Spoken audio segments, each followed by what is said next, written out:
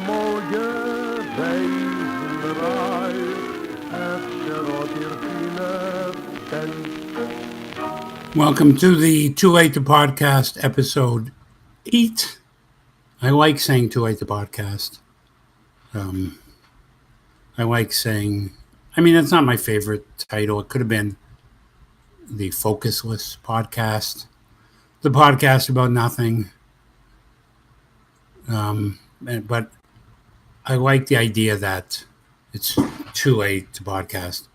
It kind of reminds, I'm late to a lot of things. There's a lot of things you might have thought I would have done that I haven't done. Last night, somebody was contacting me, and they were doing a silent auction for some cultural institution that they supported, and which I'm, happy to support. And they wanted to auction off something and something to do with me. And the first idea was a set of my films on DVD. And I said, that definitely does not exist. I don't know how long it would take me to get together a set. And at best, they would be, I don't know if I could get together a set, like at least, I think a couple of the producers of other films of mine might balk at the idea or say there is no DVD, or not particularly help me get a DVD together. I think I have some kind of dub of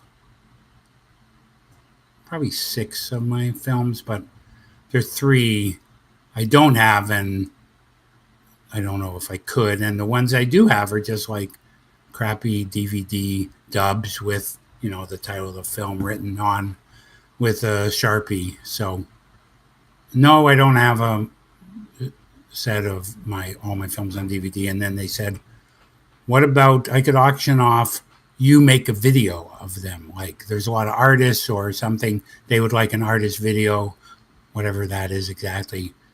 An artist video made by Alan Zweig. That would be a cool thing. And I'm like, well, I'm not sure that would be a cool thing. And I can't imagine somebody bidding on that. But that would mean I would have to have a camera and my own, and some familiarity with editing my own little pieces. And though I do aspire to make a few short films, at this point, I'm not set up to do that. So kind of like I was joking with my friends. Yeah, you'd think this guy would have a set of his DVDs, but he doesn't. You'd think he was set up to make a little artist video or a little short film, but he isn't. I promised my daughter we would make a film this past summer. We didn't. Good thing she forgets and she's forgiving. Anyway, I sat down here this afternoon to talk about my daughter.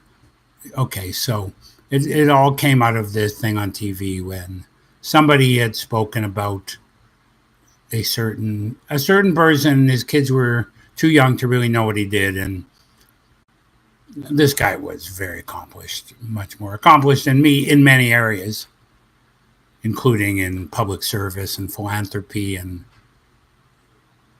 helping people. And his wife said in public, someday when our kids are old enough to know what you do, they'll be proud of your dad. And that affected me. And I was feeling kind of nervous, the nervousness that I feel, the stress I feel before, when I have my daughter sleeping in my apartment and the next day I have to wake her up and get her ready for school, and particularly pack her lunch bag and particularly figure out what to give her for lunch. I was feeling that stress, and then this thing was spoken, and I just felt this wave of emotion, this feeling of, for the quadrillionth time, how lucky I feel that I have my daughter. How lucky I feel that she is in my life, that I have this being around me. The thing that it makes me think about sometimes when I do think about this, and when I think about love, and she's a kid who loves the word love, loves writing down the word love, loves saying the word love, loves saying that she loves me, loves saying that she loves her mother, loves being told that she is loved. The thing I wonder about is, and I wonder this also because I'm single again and wondering if I'll find that other kind of love. The thing it makes me wonder about is the difference between giving love and receiving love. I filled this up more than I thought. So, on the note of giving or receiving love, I will stop there and think about doing one more this afternoon.